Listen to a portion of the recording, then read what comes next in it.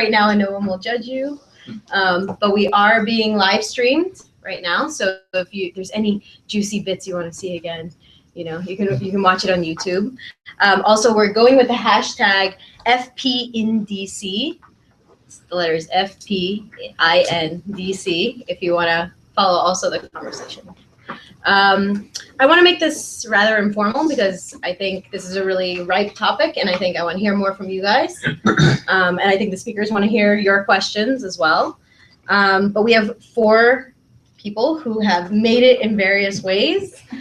And they're probably not that much older than you guys, so they're going to give you up-to-date information. This is not talking about 4 decades ago, how to make it in Washington. This is very recent information. So just very briefly, I'm going to tell you their names and their titles, and then we're going to jump into Q&A. So right to my left is Sarah Arkin, Senior Policy Advisor to Congresswoman Debbie Wasseman Schultz, where she works on foreign policy, health policy, etc.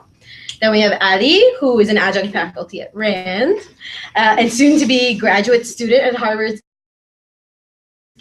Congratulations.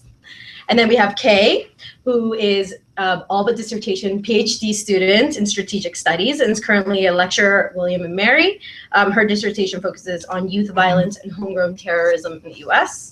And then I have Darya Pilram, who's a field social scientist teaching applied critical thinking and red teaming, which I have no idea what that means. You're going to have to explain it, at the University of Foreign, Military, and Cultural Studies at Fort Leavenworth. And she's here in DC teaching a class at the Pentagon as well. So I want to start with Kay, because I get a lot of questions from young people about going into PhD programs. I think when you immediately graduate from undergrad, there's this scary feeling of not being within an academic environment, and a lot of people panic and say, should I immediately be going into graduate school? And then sometimes people go and get a master's and say, do I need to be going and getting a PhD? And so we have somebody who's pursued that path, but who has also done other things, including consulting and some policy work. So can you tell us why you chose to get a PhD and what you're hoping to do with it? Well, the choice to kind of get a PhD and have this somewhat asymmetrical career trajectory is sort of a lesson in being haphazard at best. I did go fairly straight away and did my master's degree, and then I went to work for the International Institute for Strategic Studies for a number of years, doing kind of a mix between research and strategic communications on some of the international conferences. And it was through one of those really big conferences that I got to know a lot of reputable scholars in the terrorism or radicalization communities, and they were familiar with both, my academic work and my general interests, and just sort of got to know each other in a networking type capacity. And I was at the Asia Security Summit probably about 2008, where someone that I very much respect in the field sat down and said, have you ever thought about a PhD? And I said, no, and probably did some sort of awkward giggle thing, because I'm happy to be deeply honest with you all when it comes to our personal stories.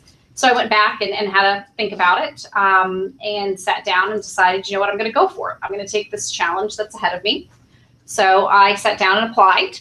It's a very international kind of hybrid program that's run through the S. Rajaratnam School of International Studies. So it's phenomenal in the sense that they bring in Professor Bruce Hoffman from Georgetown University to teach about terrorism.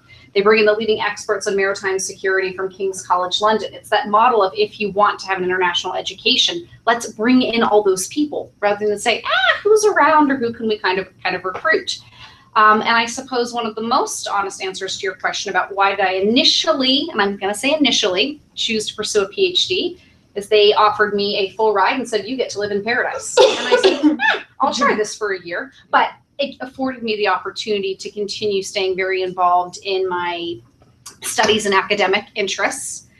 And it opened the door to teaching at a top university, the College of William & Mary, which really wasn't part of the plan at 21 or 22. I did not fancy myself to be an academic, but it has been phenomenal because I can keep a hand in consulting, because public education doesn't pay that well, and go after my own research interests and try and figure out what's going to happen 10 years from now. Great. Well, I'm going to switch to Ali now. You're heading into graduate training at this point. but you've done policy research at a number of different institutions and think tanks, and now with RAND. So what skills did you need, and what skills did you develop in the course of your working at these various research institutions? So I think that I think one is the ability to synthesize information quickly. And I think that I learned this particularly. So I spent maybe 2.5, 3 years at the Belfer Center for Science and International Affairs, which is you could call it a think tank, I guess, but it's a research hub at the Kennedy School. And as part of the job, I mean, I came in at the job with certain topics with which I had some acquaintance, like China, U.S.-China relations in particular. But a big part of the job was becoming an expert, so to speak, very quickly on issues with which I had no prior acquaintance. And so a very typical assignment would be for, and I imagine that we've all had this type of experience in different capacities, but a very typical assignment was, you get a phone call from the boss and says, Ali, I need you to put together a memo on, well, in light of today's deal, nuclear diplomacy, a timeline of nuclear diplomacy with Iran. What are the pitfalls? What are the major achievements? Well, I don't know anything about Iran, but you can't say that. And so you need to get up to speed very quickly. And so I think an ability to synthesize information quickly, an ability to, and also an ability to, when you're broaching new terrain, where do you get started, or how do you get started? And so what I try to do if I'm asked to broach a new topic, particularly on kind of on a crunch timetable, is first, what are the basic facts? And so going to Wikipedia is okay for doing that. I know it has a bad rap, but going to Wikipedia, just what are the basic facts? Going to think tanks or other research institutions that have primers on topics that I'm not aware of, and they give you the basic facts. So that would be step one. Step two is, who are the authoritative voices on this topic, and looking at what they have to say. Three, building off of that, what is the state of play of the debate on the topic? And I think that once you get the basic facts, you look at who the authoritative voices are, you look at what the state of debate is, and that at least gets you to the point where you can have an intelligent conversation. It doesn't make you an expert, but it would allow me to at least respond to what my boss was saying.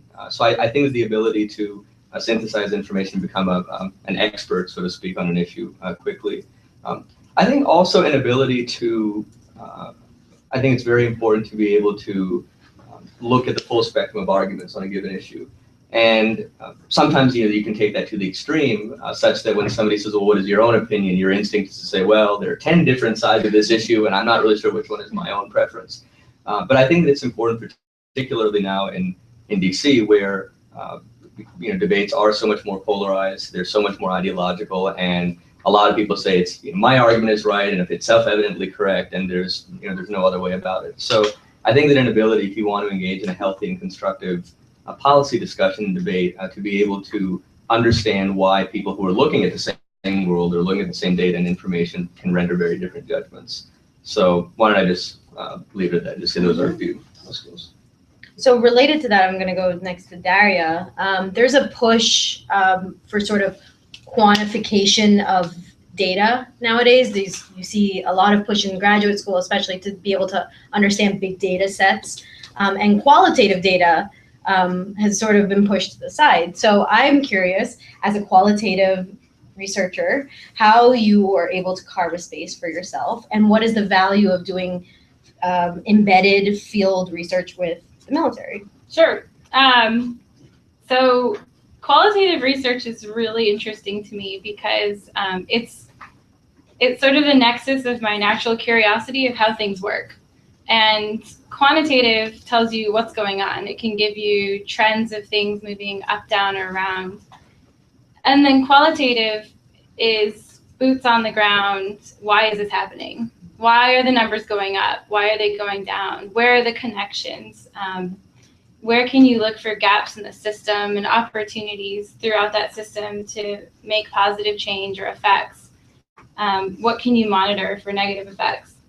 So I absolutely love it because it's messy. You have to be comfortable with messy, chaotic data. You're dealing with people, and people tell you all sorts of stuff. So you have to be willing to go out there and get the interviews and analyze the data, look for patterns, and be naturally curious about why that's happening. Working with the military, it wasn't my natural inclination. I was a State Department intern in college, so diplomacy and soft power were really big when I was a senior in college. Sorry, my family's watching, trying to get a hold of me. So anyway,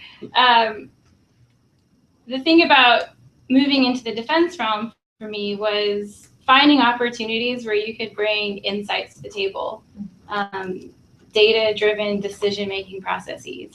And at the time when I was an intern for the State Department, soft power was just coming into play in a big way. So I'm from San Francisco, but I came out here, was in the Bush administration, which in itself was a cultural playground for me. And when I went back to school, we had a diplomat in residence. So I tried to stick with the State Department route, found out we had a local diplomat in residence, checked him out, and he was running a 1-credit course on rewriting the national security strategy. And I rewrote it from a soft power standpoint and just fell in love with this opportunity to bring those sorts of insights and diplomacy into the security realm. When it comes to the military, the other thing I love about it is that it's highly regimented, very somewhat static system, depending on which parts and which branches of the military you're working in. And why do I like that as a qualitative researcher? Because I love navigating through those messy environments.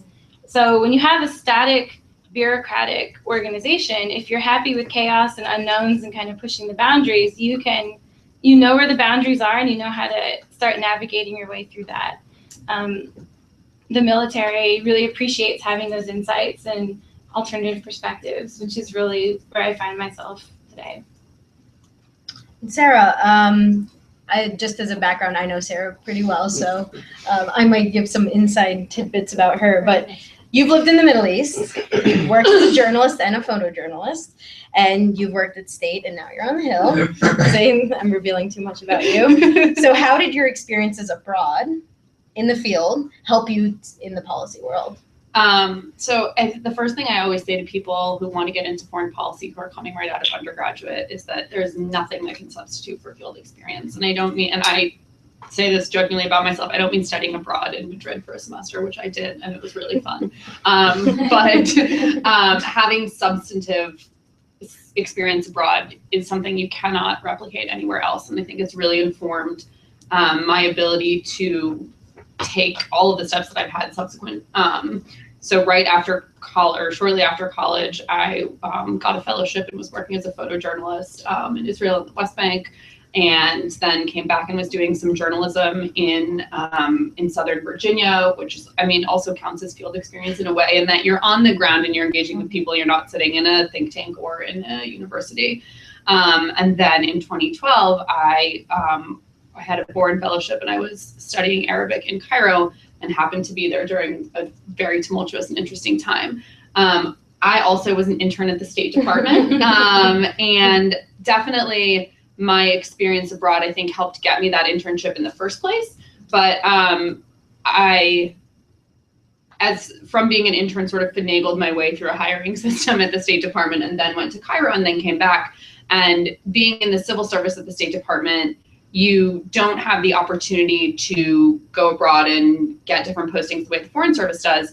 So I, unlike actually many civil servants, had more experience abroad coming back, and it was really useful and really insightful. And even now in my job, where I'm not directly engaged in the foreign policy community in the same way, even just the 2 stints that I had living in the Middle East set me apart from a lot of people who work in the space that I do. And it's really insightful and it's really helpful, especially when I do engage with the more policy-heavy community that now doesn't look at me as someone who's very policy-oriented. I do have that experience abroad. I do come with a little more gravitas when I'm talking about these issues.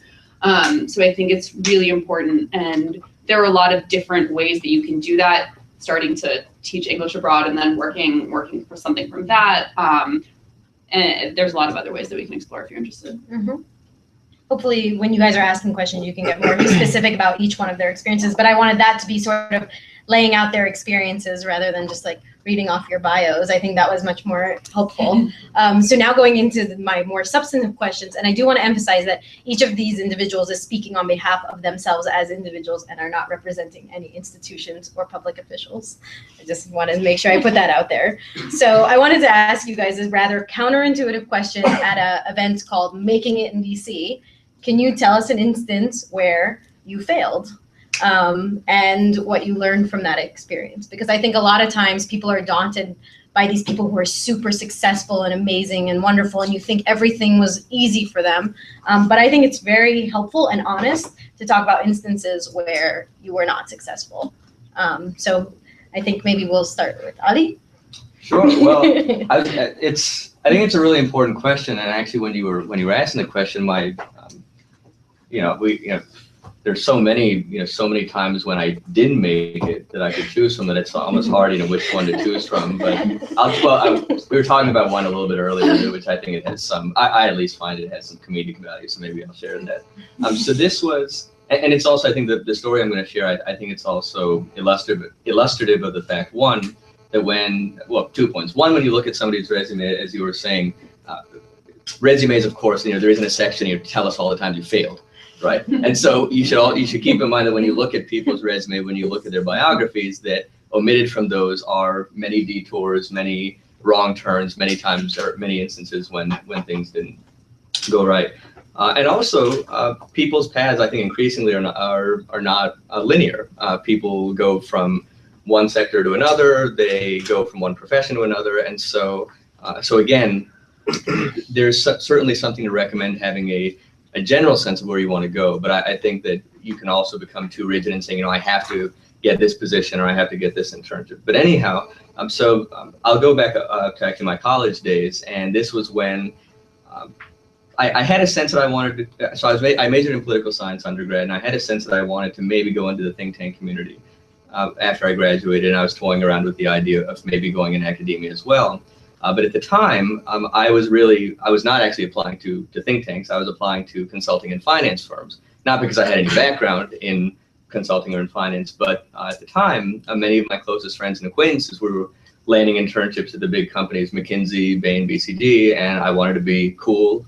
Like one of my friends, and I felt deficient. And so this was my senior year, and I had come back from actually a research stint. I had actually briefly interned the summer of my junior year at the Belfer Center, and I didn't actually appreciate how important that connection or that brief internship at the Belfer Center of my junior year summer would be, because that's where I ended up actually working a couple of years later full-time for a couple of years. So I came back my senior year, and you come back and you're talking with people. What did you do this summer? What did you do that summer? And I heard through the grapevine that an acquaintance of mine had landed a very coveted internship at D.E. Shaw. And D.E. Shaw is basically, I still don't actually know exactly what they do, and this is part of the lesson. When you apply, you should have a sense of what a company does.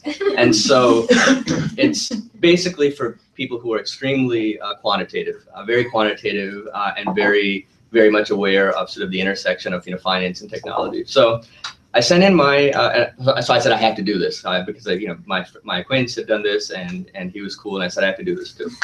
So I go to D. Shaw's website, I submit my resume, and much to my surprise, I get an email back saying we'd like to interview you on the phone. I said, wow, this is great. So I do a phone interview, and then I was veritably stunned. I got a call a couple of days later from the same recruiter saying, we'd like you to come up to Manhattan to interview with us. I said, my gosh, this is going way better than I thought. In retrospect, and we were discussing this earlier, my suspicion for why they picked me for an interview is not because they thought I was qualified, but I think they were intrigued why somebody who actually was so woefully unqualified was applying for this position. So I go up to Manhattan, very, very excited and happy for this interview. I thought it was going to be an interview. It was actually 8 interviews. And so the first interview, it starts off fine. Ali, tell me about your background. What did you study in college? What are you studying in college? What kinds of activities do you do? And it was going fine. And then at the end of the interview, the interviewer said, well, we have a couple of minutes left. Can you tell me how many cars there are in the world? It's one of those brain teaser questions. I should have actually picked up one of those brain teaser books they have for consulting and finance, a compilation of brain teaser questions.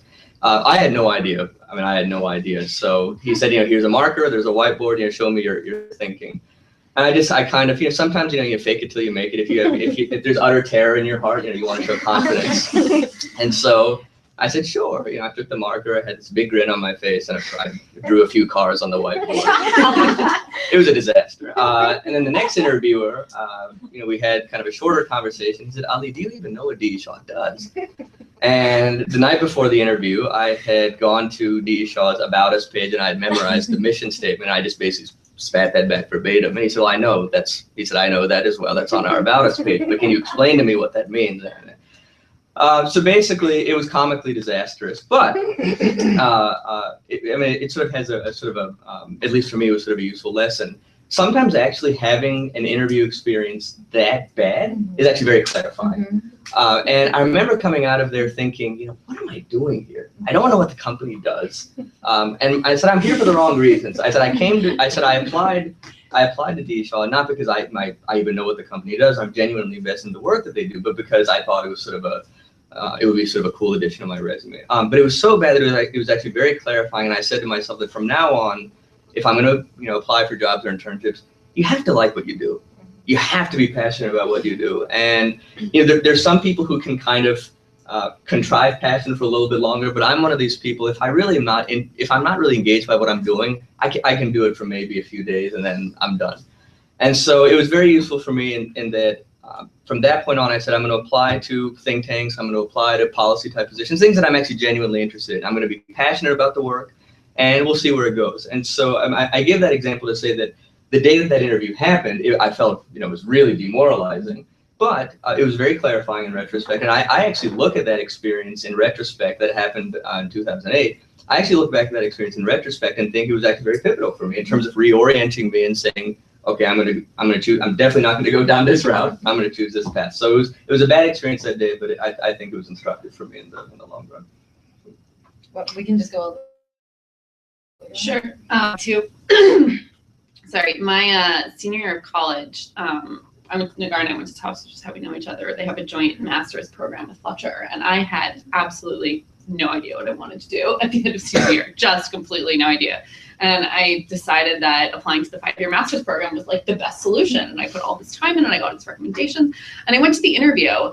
And during the interview, she asked me the most simple question, what do you want to do? And why is this degree going to help you? And I came up with something on the spot, but I walked out being like, God, I don't know. And I didn't get in. And it was like great because it was the same sort of thing where I realized I should not have gotten in because I didn't know what I was going to get out of that. And it made me refocus.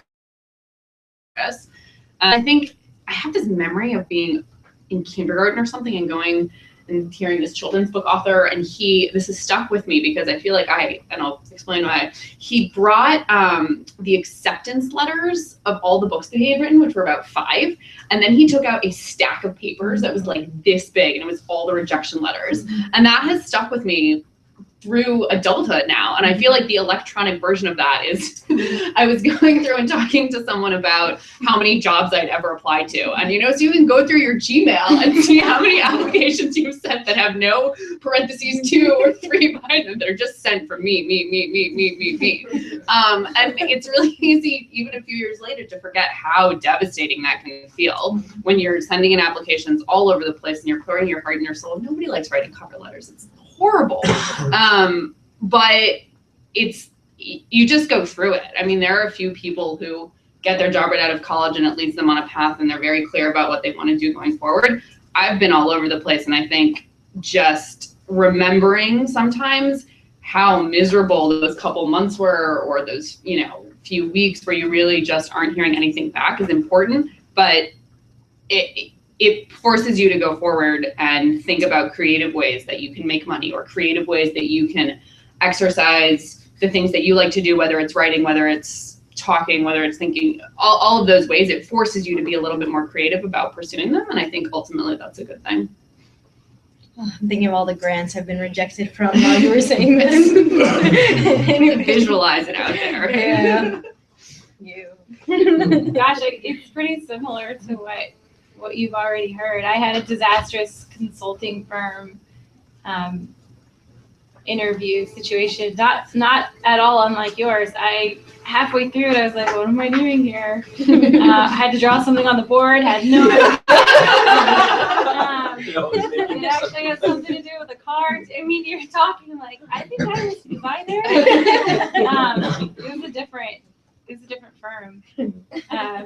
Definitely different, but same thing. It was grueling. It was like 8 different interviews, and every one I was starting to just run out of things to say, and halfway through I was asking them questions. That's something that's really important too. You should go in knowing exactly what your key core values are. And I do this like every couple of years. I sit down and think about this. Like, am I an office person? Am I going to be a field person? Am I okay with unknowns and grueling travel schedules, or do I need consistency and stability? I don't crave consistency and stability. So halfway through this interview, they're telling me, are you prepared to put in 10 hours a day?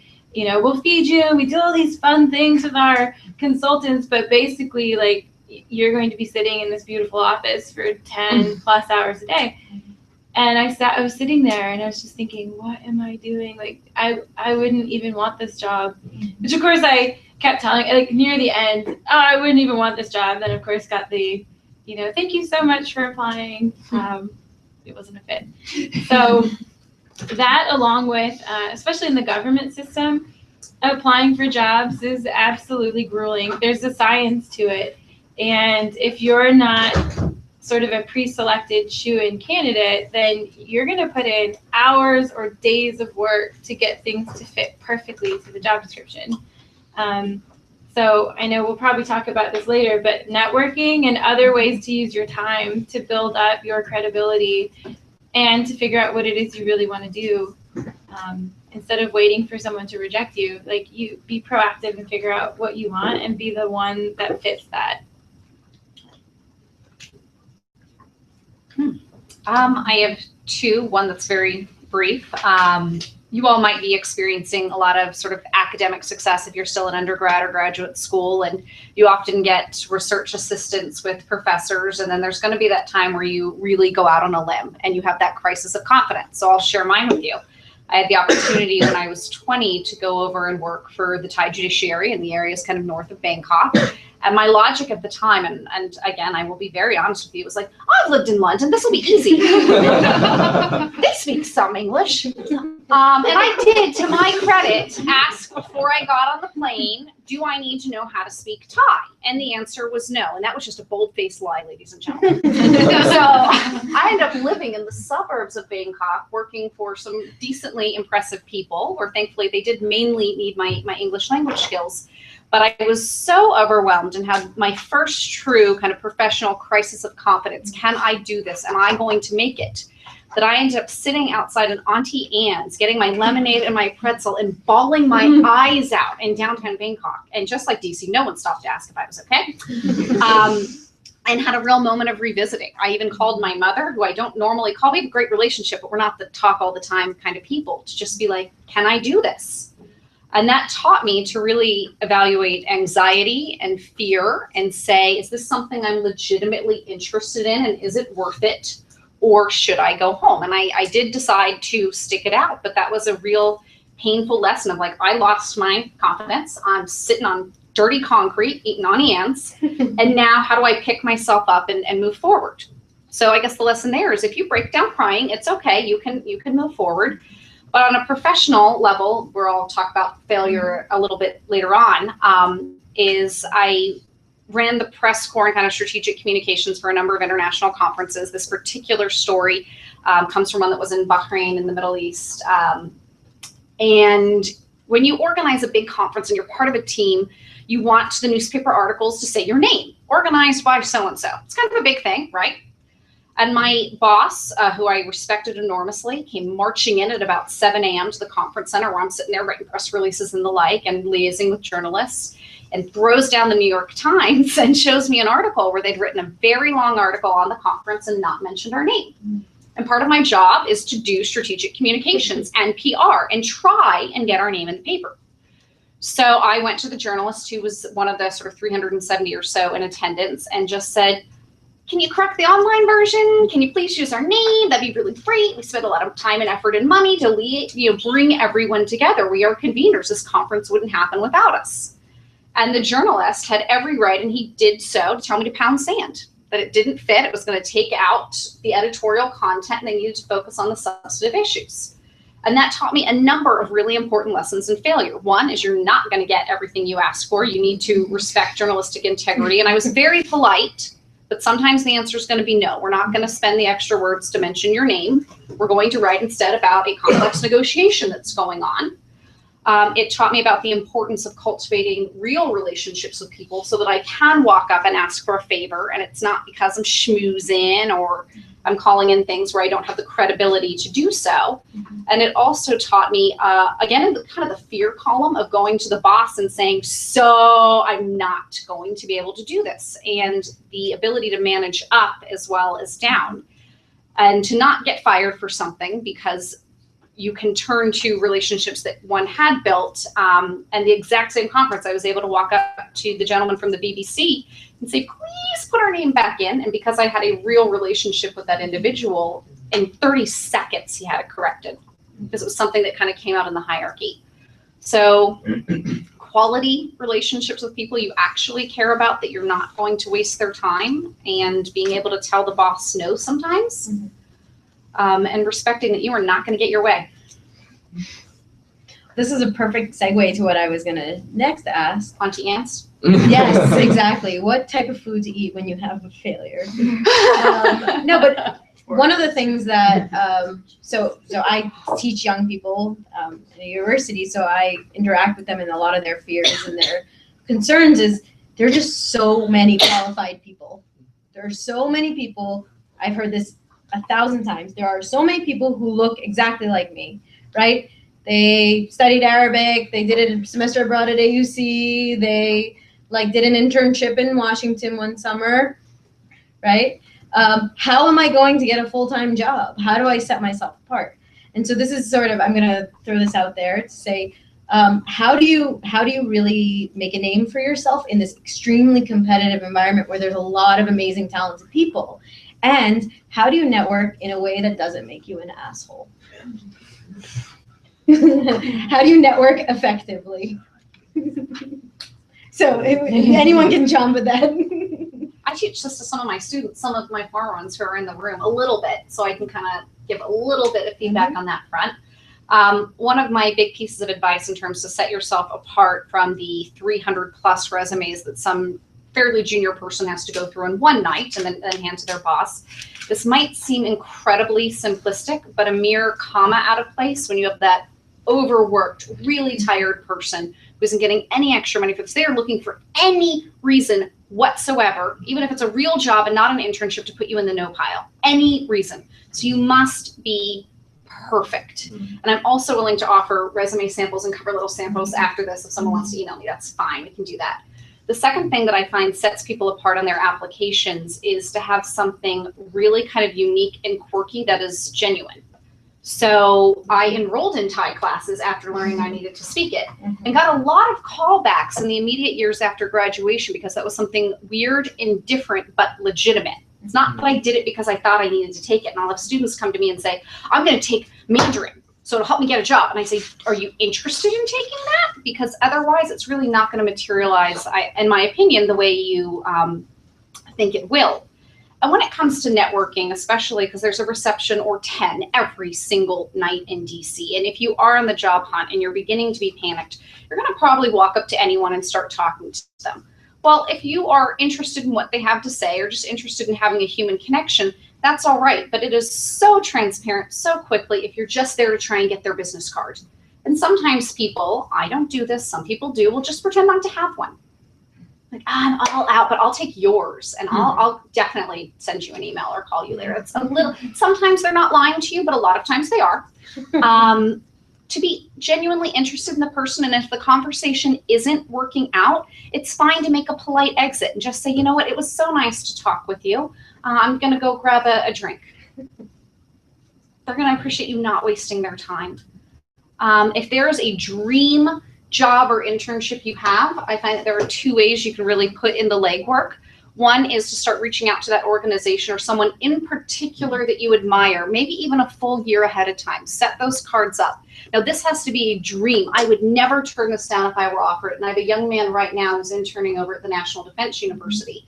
And he came to me and said, a full year before it was due, I want to do this. How do we do this? And we figured out a good kind of mentor or someone that he could super transparently just say, work. And I love what you do. And I would just like to know who you are.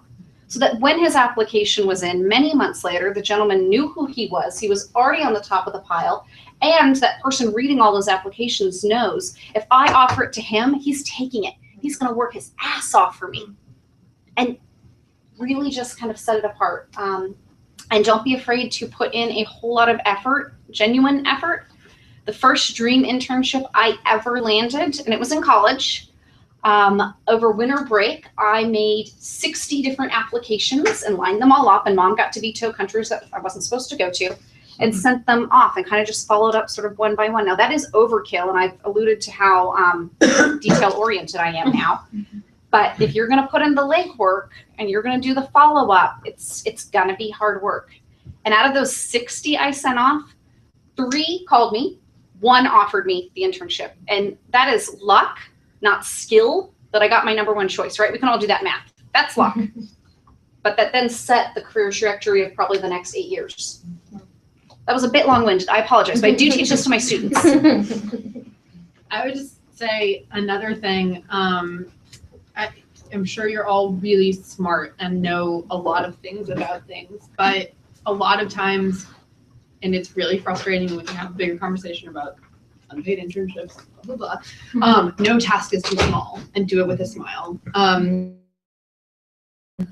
The job or your internships, and it's no fun to have to make the copies and to make the copies and to go run the errands, but you need to make yourself valuable. And a lot of times the staff that you're working for, the staff that you're working with are also overburdened and they have a lot going on. And you being there helping with the tasks with a smile and doing it graciously means so much, because it really shows when you, and most of the time, and if you're working for someone who is respectful and understands what the value you bring is, they know and they'll acknowledge that what you're doing is, you know, way above your non-pay grade. But even so, no task is too small, and you never know how that's going to play out in the longer term. You never know what document you're going to get. It just is, it's so important to do every task graciously.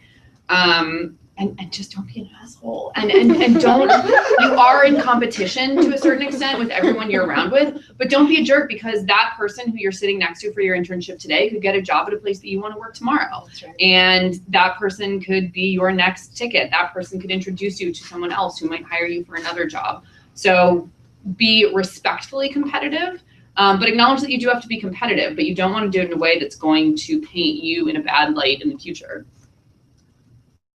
Do you guys want to add anything? Yeah, I made a list of like my top ideas. I'll caveat it. First of all, I'm not lazy, I'm efficient. There is no way I would have ever done 60 applications. I picked the ones I really absolutely couldn't live without. 60. I was planning them everywhere. And I'm not detail oriented, so if my twin sister is watching, she's a film producer, I'm not. So I have to be really careful, and I rely heavily on personal relationships, because that's where my passion is. I love people.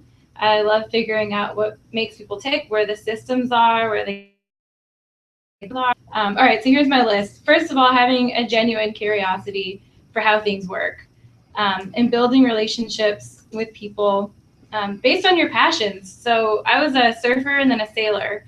So joining a yacht club.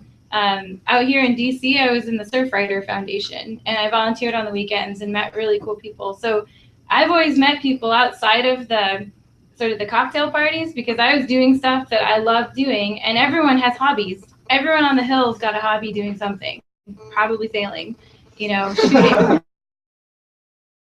So if those are things that you like to do, you'll meet people. You'll meet people at the gym. You'll meet people through your spin class. You'll meet people at yoga. You'll meet people surfing. So I'm always doing the things I love doing, and come to find out there's really interesting people doing it too. Another one, I don't go to happy hours unless I've already identified people that I want to meet up with. So I have the people that I want to meet with, and I'm looking for them while I'm there. So I'm never standing there by myself or cold call introducing myself to people whose cards I want. I'm there because I've already emailed or LinkedIn with people and said, hey, this event looks interesting. Do you want to meet there? And then they'll introduce you to the other people that are there that they probably know. So I tend not to fly into a happy hour without knowing at least a couple people, like friendly fire, that I'm gonna aim for. Find your tribe, so kind of like that passion, right? This is the anthropologist in me speaking out. Like, I know the people I like spending my time with and the types of people. There's all different types. And so who are the people that you actually really want to go have a conversation with? Not just schmooze with, like, what are you interested in? Who do you want to talk to you? Help people through networking. So most of my networking is finding connections for other people. So they're not even for me. I'll be listening, and again, since I'm a systems thinker, I'll hear someone say something about anything, you know, oh, I want to get into X, Y, or Z, and I'll think of 4 or 5 people in my brain Rolodex that are doing that I can say, hey, so-and-so copied in the CC line, we met at this place, and they're interested in that, and that person's like, hey, thanks, and so you become known as someone who can connect people. And being a connector is just as important as being connected. Offer something they need. All right, so this is the last one I'll share. Again, systems thinking. Be something different than they already have. Look for something they might need. If it's a quantitative place, where could you offer qualitative expertise or assistance, or attempt a different perspective than what they already have? And be in a different place. You know, I did my rotation through DC and thought that I wanted to do anything I could to come back to DC, but I'm from California. And I got my start in defense at the Naval Postgraduate School completely by accident. And I found out that by being out at NPS, anyone who wanted something of interest from DC would fly out to us because they wanted to go golfing out at Pebble Beach, right? So I didn't need to be in DC. In fact, I climbed much quicker being outside of the bubble of DC because I wasn't competing with anyone. I was the only one who looked like me, who was doing what I was doing, who was gung-ho about it.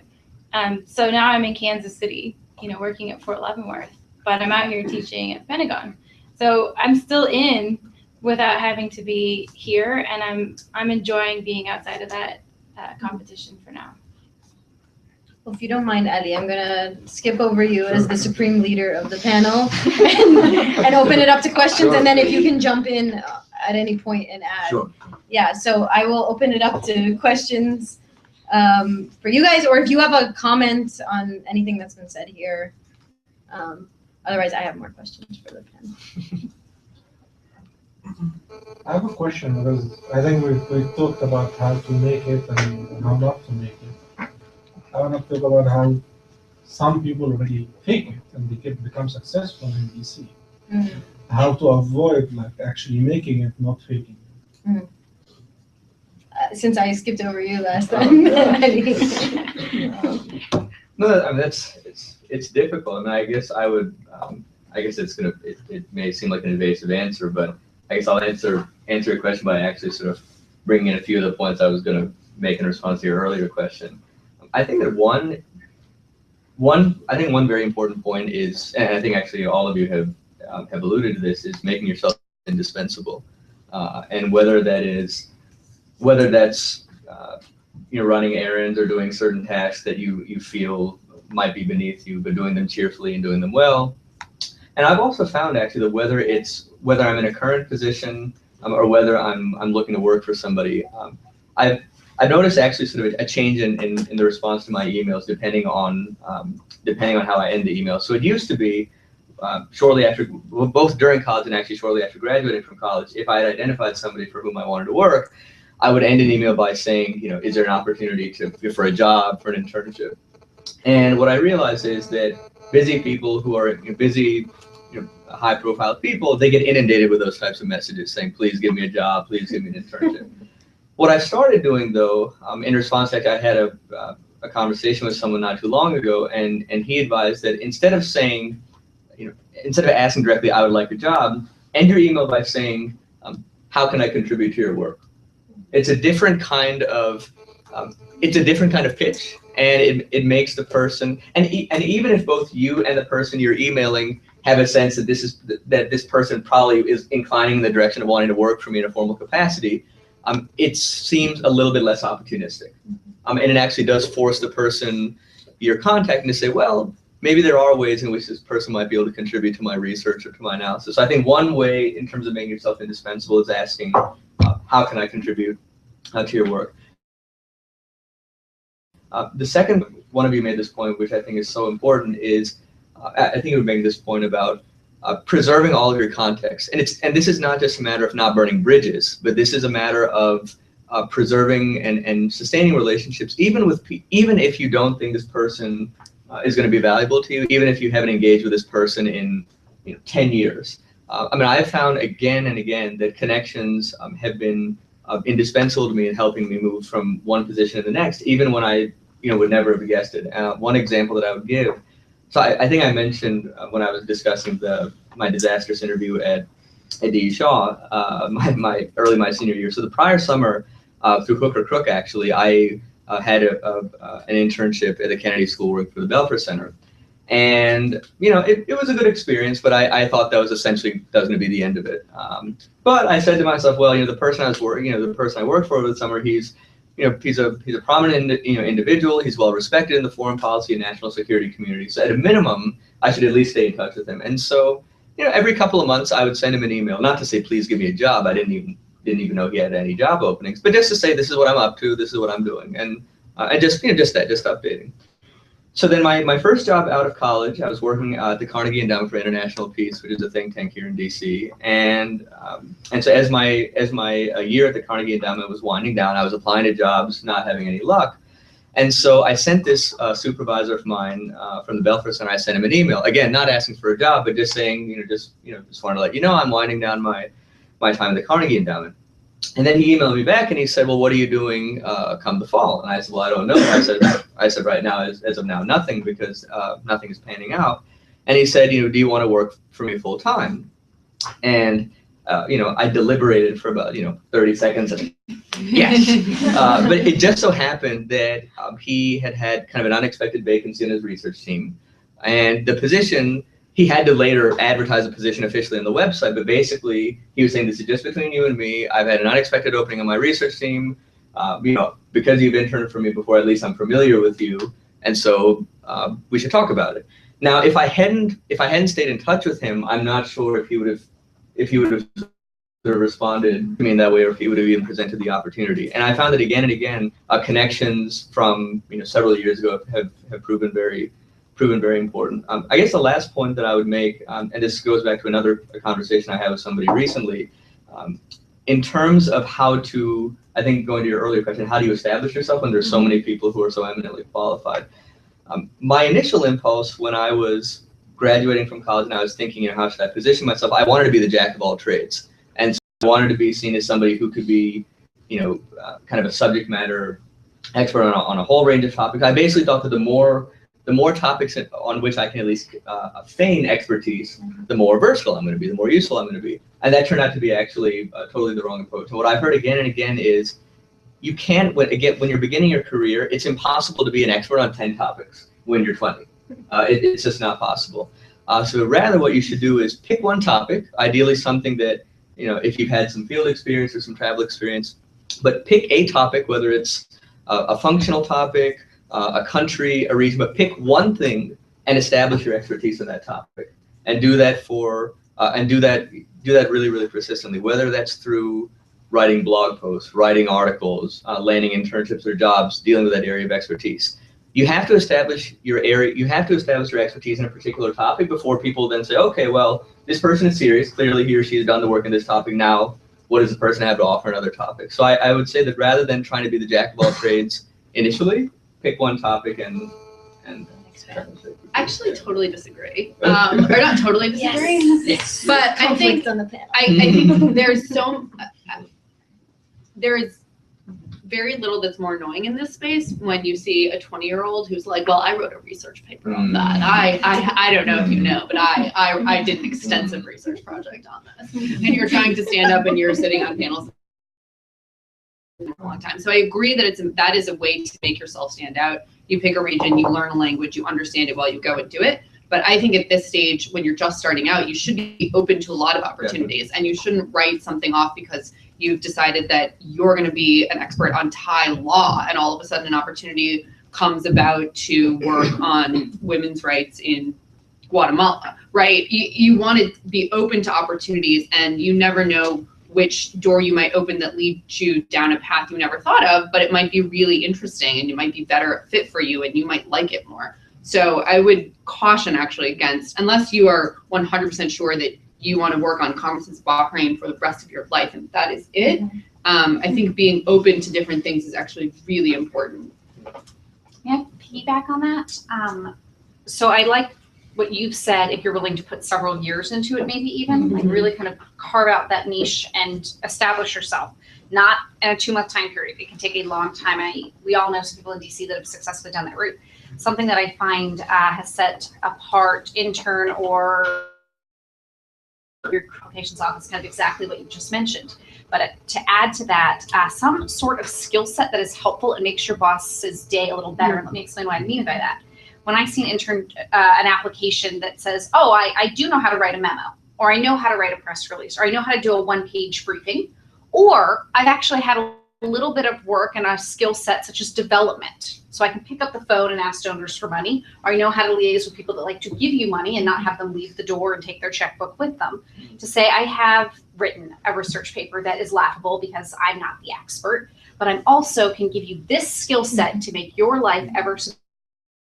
Students can say, I want to do an internship in Russian foreign policy for the Council on Foreign Relations, and all I see is that they have a communications intern position open, and I yell at them, go for that one, because once you do a good job there, the communications team will recommend you out to the subject matter experts. And to your point, if they can hire a former intern or someone that's taken, a lower level job, that immediately sets you apart. So even graduating seniors, I've said to apply to unpaid internships, not ideal. Let mom and dad know this isn't a permanent solution. But then they, if you do a good job, you'll be at the top of the hire list when that position comes open. Now, it doesn't always work that way if there are security clearances and the like involved. But certainly in the think tank world. More questions? And while you think of a question, have fun. This is such a great, oh my gosh, this is such a great time to just go for it. I mean, back to the competition piece, when I applied for my State Department internship, you could only pick 2, and there were a few that were paid. And I only knew which office I wanted to apply to because someone told me. And it's so important, what are you going to do? So I've never made copy or pushed papers, not once. And it's not because I didn't want to, it's because I hunted out the offices that seemed less sexy and turned out to be so amazing that I was doing stuff right alongside the presidential appointees. But that took some research and some networking for people to say, apply to this job. So I was in protocol, and I wanted, as an anthropologist, one of the country desks, but I went for protocol because someone told me, I know you're going to go to every high level, everything, by making sure it works out. So one job I had was delivering all the White House Christmas photos of President Bush to every ambassador in Washington. Do you know how many residencies there are in Washington? Over 200. And so I had the private driver, and it took me 2 weeks to do this, but it was required that I shook hands with every ambassador to give the photo. So everybody's going to apply to protocol. And that job required top secret clearance. Wow. Well, I've held that clearance for over 10 years now. That job was an incredible opportunity that wasn't lost on me. My first, other than the delivering photos, the first thing I ever did was delivering a gift to Angela Merkel in the Oval Office. My job was to scan it and make sure it didn't have any bombs in it. Rewrap it. We had a mobile wrapping station. Rewrap it impeccably, and then deliver. So there's all these hidden jobs in Washington too, and outside of Washington that liaise with Washington. So you can get a kick-ass job doing really, really cool stuff and getting exposed to some of those things that you don't even know exist. Well, as you build your network. This is going to be related, but I was wondering, for a lot of the applications for internships at the Department of State, Department of Defense, Homeland Security, they are all through USAjobs and are very much process. I don't know if you have any advice for those applications. It is, right? So I'm going through hopeful transition back into my IGS position right now. I've been through it multiple times. Usajobs is a computerized process. It goes through a system that reads resumes. So you have to have keywords in there that match. I mean, it's a game that you have to play to make it through Usajobs if you're cold applying outside of, as a general application. So what can you do to better your chances? Apply where there's less people applying. The country, desk officer jobs have thousands of people apply. When protocol, it had some, but people didn't know that it existed. So having to only pick two, I picked two offices where I wasn't sure there'd be that many people applying, and then I called them, followed up with them, badgered them. Yeah, and also for the Usajobs, well, two things to add to that. One, if you can, and some people are receptive to this and some people aren't. So you have to figure out who's actually going to be responsible. It's usually like a deputy director or someone with that kind of a title who's actually running the management of the particular office. Cold call works sometimes. Sometimes it doesn't, and people get really annoyed. But you shouldn't rule that out as an opportunity to call someone and say, I see this position is being listed. What exactly are you looking for? What will be the key attributes and characteristics? The other thing I wanted to add was I seek out, once you're in your position, your internship or your first job, seek out people you don't have to walk up to someone and say, be my mentor, but seek out people who you do see where you want to be in 5 years, 10 years, 15 years. Ask them to get coffee with you. I had at the State Department, and after 2 weeks, and this was one of the women in my office came up to me and was like, look, we're going to have a talk. This is not a good place for you. I want to help you find something better. And it was because in those 2 weeks I had smiled and, done all the things that I needed to do, and it just wasn't a good fit and there wasn't a lot of opportunities. But find those people, and it doesn't have to be, it's so easy to want to reach the top and speak to the director or the director of this. Find the people really are who are just a few years ahead of you, and then maybe 10 years, and talk to them about how you can do better, how you can better support them. What are your next moves? What did they suggest? How did they get there? I'm having dinner with my mentors tomorrow. They've been mentoring me since 2006. And they've tracked, and they're like my litmus test on everything. So it's pretty cool. And mentors don't have to be a lot older than you. I was going to say that never think someone's not powerful enough, because sometimes the person who's right above you has a lot of power in that office in terms of the day-to-day management, and they may be looking for their replacement later on. So do not be mean to the person who's directly above you whenever you're doing a good job. And also don't be mean to secretaries and schedulers. Like they really run offices. Oh yeah. And just if I could just add, I think that point is, I agree like 150%. And it's to the point actually. I remember many of my jobs, but in particular when I worked at the Kennedy School Developer Center, and you sort of had like your formal orientation, and there's kind of your sort of more informal orientation where people who are sort of veterans of the Developer Center, they've been there for a while, they sit you down for coffee or lunch. And that was a point that came up again and again, because what I found out was that, I have, you have a boss. Who's the person who, helps you get an appointment with the boss? It's the scheduler. Mm-hmm. And I actually found out, and maybe this is a common practice, but my boss, when I was at the Developer Center, was not the first person to read his own email. Mm-hmm. It was his assistant. Mm-hmm. And so which was actually worked out many times, because I had this happen again and again, where I would send an assignment and then I would realize I either messed something up or there were some typos. So then I would call up his assistant and say, hey, could you delete that email? So he wouldn't even know you got the email. But they're really, really important. And I think that it's and this can be everybody. This can be people who are sort of your boss's assistant. It can be secretaries, it can be schedulers. It can even be people who are, involved in the HR in different capacities. But word gets around about how you interact with people, and you're particularly if you're in a small office. If you have a pleasant personality, if you treat people with respect, no matter who they are, word gets around. Certain opportunities will open up to you. Certain placements will open up to you, and your life will just be a lot easier. So I just 150% I agree with that. And if you want to talk after about Usajobs, anyone, I've been through the process so many times. So we have time for one more question, I think was in the back. Yeah, I'll get two-parter. So go for it. All right. First one is that maybe get that first job or that job after school. But how long is too long to stay at that job? At what point do you start looking for that next job?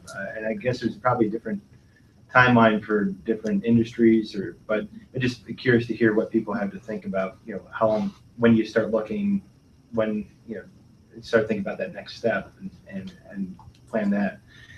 Second is just, and this is not just for the panelists, it could be for anyone in the room, just resources, there's so many online job boards and listings, and a lot of them kind of seem the same. But what are ones that are really, you think are worth the time to spend on it? We only got so many hours in the day to be looking.